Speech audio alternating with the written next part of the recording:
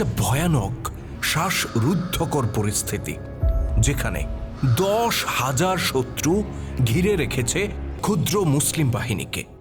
যে কোনো সময় নেমে আসবে চতুর্মুখী আক্রমণ। মদিনা যেন পরিণত হতে যাচ্ছে এক ভয়ঙ্কর মৃত্যু ফাঁদে। মনে হচ্ছিল এবার হয়তো মুছে যাবে মুসলিমদের অস্তিত্ব। পরিস্থিতি যখন এতটাই নাজুক, ঠিক তখন ইতিহাসের মঞ্চে প্রবেশ করেন একজন মানুষ। না, তিনি কোনো সেনাপতি ছিলেন না, বা তার হাতে বিশাল কোনো সেনাবাহিনীও ছিল না, কিন্তু সেই মানুষটি একাই বদলে দিয়েছিলেন সম্পূর্ণ যুদ্ধের পরিস্থিতি। এর জন্য তাকে তরবারি চালাতে হয়নি, ঝরাতে হয়নি এক ফোঁটা রক্ত। তিনি কেবল একটা চাল চেলেছিলেন, আর সেই এক চালেই বদলে গিয়েছিল পুরো খেলাটা। তিনি ছিলেন ইসলামের ইতিহাসে একজন রিয়েল গেম চেঞ্জার। নাম নুয়াইম ইবনে মাসুদ রাদিয়াল্লাহু তাআলা আনহু।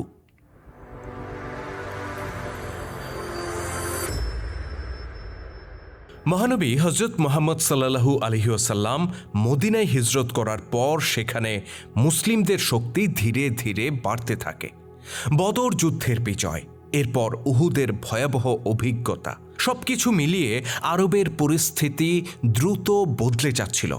একটা সময় কুরাইশরা এটা বুঝতে পারে যে মুহাম্মদ সাল্লাল্লাহু আলাইহি ওয়াসাল্লাম ও তার অনুসারীদেরকে ছোট করে দেখার আর সুযোগ নেই। অতঃপর তারা সিদ্ধান্ত নেয় এবার চূড়ান্ত আঘাত হানতে হবে। এই উদ্দেশ্যে আরবের বিভিন্ন গোত্রকে তারা একত্রিত করে। কোরাইশ গোত্র, গাতাফান, বনু সোলাইম, বনু আসাদ, এরকম অনেকগুলো গোত্র মিলে প্রস্তুত করে এক বিশাল মিত্রবাহিনী। অতঃপর প্রায় 10,000 সৈন্য নিয়ে তারা এগিয়ে যায় মদিনা অভিমুখে। এদিকে মদিনায় মুসলিমদের সৈন্য সংখ্যা ছিল মাত্র 3,000। সংখ্যার এই বিশাল পার্থক্যই বলে দিচ্ছিল মুসলিমদের জন্য পরিস্থিতি কতটা ভয়াবহ ছিল।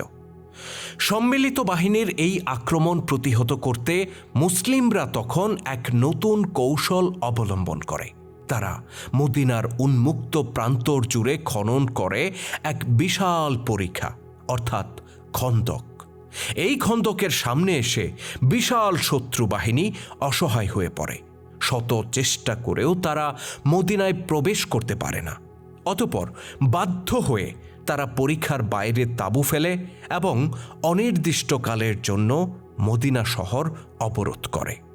এ সময় কোরাইশরা দফায় দফায় চেষ্টা করে মুসলিমদের বাধা টপকে ভেতরে প্রবেশ করতে, কিন্তু তাদের প্রতিটি চেষ্টা ব্যর্থ হয়। মুসলিমরা পেটে পাথর বেঁধে পাহাড়ের মতো দাঁড়িয়ে থাকে পরিখার ভেতরে। কিন্তু এরই মধ্যে একদিন একটা ভয়ঙ্কর খবর আসে। মুসলিমরা জানতে পারে মদিনার বনু কোরাইজা গোত্র কোরাইশদের সাথে হাত মিলিয়েছে। এই বনু কোরাইজা ছিল মদিনায় বসবাসকারী একমাত্র ইহুদি গোত্র, যারা মদিনার নিরাপত্তার ব্যাপারে মুসলিমদের সাথে চুক্তিবদ্ধ ছিল। আজকে সেই চুক্তি লঙ্ঘন করে তারা শত্রুর সাথে হাত মিলিয়েছে এবং মুসলিমদের উপর পেছন থেকে হামলা করার পরিকল্পনা করছে। এই সংবাদে মুসলিম শিবিরে আতঙ্ক ছড়িয়ে পড়ে, কারণ তাদের সামনে তখন 10,000 সৈন্য আর পেছনে বনু কোরাইজা। যদি বাস্তবেই দুই দিক থেকে হামলা আসে, তবে সেটা তারা কিভাবে প্রতিহত করবে? কোরাইশ ও ইহুদিদের এই সম্মিলিত ষড়যন্ত্র যদি সফল হতো, তাহলে খন্দকের যুদ্ধের ইতিহাস ভিন্ন হতো। বাট গল্পের ঠিক এই পর্যায়ে মঞ্চে আবির্ভূত হন একজন নতুন খেলোয়াড়, নুয়াইম ইবনে মাসুদ রাদিয়াল্লাহু তাআলা আনহু। মিত্রবাহিনীর অন্যতম শক্তি ছিল যে গাতাফান গোত্র, সেই গোত্রেরই একজন নেতা ছিলেন তিনি। কোরাইশ ও বনু কোরাইজা উভয়ের বিশ্বস্ত ব্যক্তি ছিলেন নুয়াইম ইবনে মাসুদ। সবাই তাকে বিশ্বাস করত এবং তার পরামর্শকে যথেষ্ট গুরুত্ব দিত। তবে নুয়াইম রাদিয়াল্লাহু তাআলা আনহু আগে থেকেই ইসলামের প্রতি দুর্বল ছিলেন, যদিও বিষয়টি তিনি কখনো প্রকাশ করেননি। খন্দকের অবরোধ চলাকালে একদিন তিনি গোপনে মুসলিমদের শিবিরে প্রবেশ করেন এবং রাসূলুল্লাহর সাথে সাক্ষাৎ করেন। তিনি বলেন, ইয়া রাসূলুল্লাহ, আমি ইসলাম গ্রহণ করেছি, কিন্তু আমার গোত্র বা কুরাইশদের কেউ এখনও এই বিষয়টা কিছুই জানে না। নুয়াইম রাদিয়াল্লাহু তাআলা আনহুর এই আকস্মিক আগমন রাসূলুল্লাহ সাল্লাল্লাহু আলাইহি ওয়াসাল্লামের জন্য ছিল বিরাট স্বস্তির বিষয়। তিনি তাকে ইসলাম গ্রহণের বিষয়টি গোপন রাখতে বলেন এবং তাকে একটা চমৎকার পরিকল্পনা বুঝিয়ে দেন। অতঃপর রাসূলুল্লাহর তাঁবু থেকে বের হয়ে নুয়াইম ইবনে মাসউদ রাদিয়াল্লাহু তাআলা আনহু চলে গেলেন বনু কুরাইজার দুর্গে।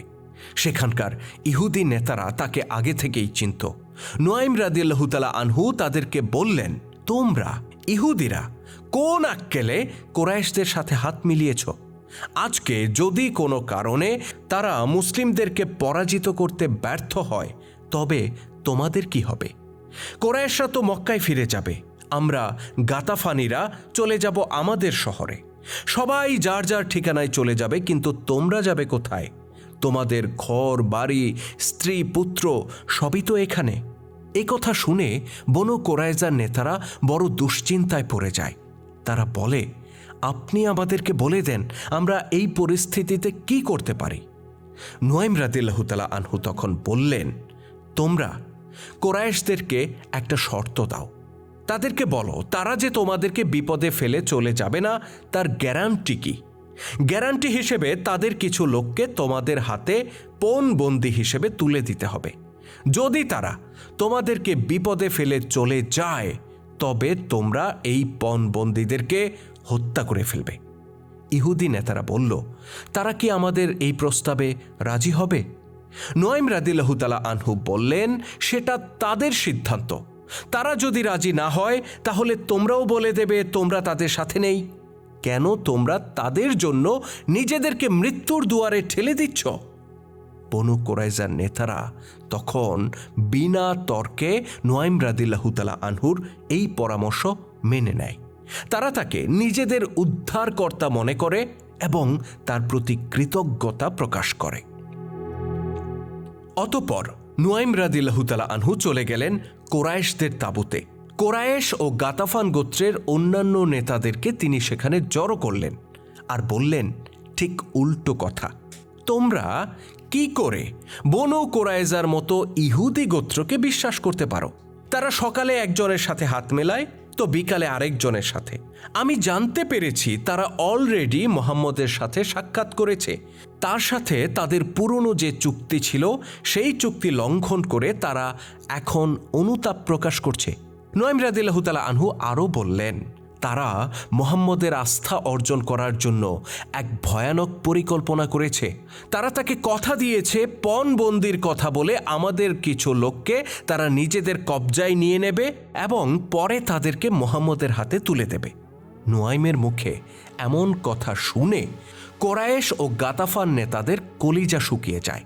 তারা এর সত্যতা যাচাই করতে একদল প্রতিনিধিকে পাঠিয়ে দেয় বনু কুরাইজার দুর্গে। প্রতিনিধি দলটি ইহুদি নেতাদেরকে বলে, আমরা আগামীকালকেই মুসলিমদের উপর সামনে থেকে হামলা করব। আশা করছি তোমরাও আমাদের সাথে যোগ দেবে এবং পেছনের দিক থেকে মুসলিমদের উপর হামলে পড়বে। বনু কুরাইজার নেতারা বলল, হ্যাঁ হ্যাঁ, আমরা তো অবশ্যই তোমাদের সাথে যোগ দেব, কিন্তু বাপু, এখানে আমাদের একটা শর্ত আছে। তোমরা যে আমাদেরকে বিপদে ফেলে চলে যাবে না, তার গ্যারান্টি কি?